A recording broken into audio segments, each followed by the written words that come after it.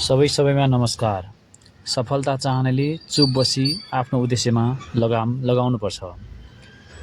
नेपाल सरकार शिक्षक सेवा आयोग माध्यमिक तह तृतीय श्रेणी शिक्षक पदको खुल्ला प्रतियोगितात्मक परीक्षाको विज्ञापन भइसकेको छ। विज्ञापन मिति 2082 साल 10 महिना 3 गते। सामुदायिक विद्यालयको माध्यमिक तह तृतीय श्रेणी शिक्षक पदको खुल्ला तथा समावेशी प्रतियोगितात्मक परीक्षाद्वारा स्थायी प्रपूर्ति गर्नुपर्ने भएकाले देहाय बमोजिम तोकिएको न्यूनतम योग्यता पुगेका इच्छुक उम्मेदवारहरूले आयोगको आधिकारिक अनलाइन दरखास्त प्रणालीबाट अनलाइन दरखास्त दिन सक्नुहुनेछ। नेपाली विषयमा जम्मा 74 जनामा आएको छ। त्यसैगरी अङ्ग्रेजी विषयमा 96 जनामा आएको छ।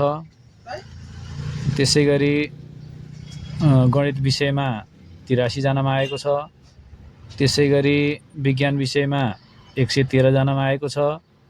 सामाजिक विषयमा 58 जनामा आएको छ। कार्य सञ्चालन लेखामा 13 मा आएको छ।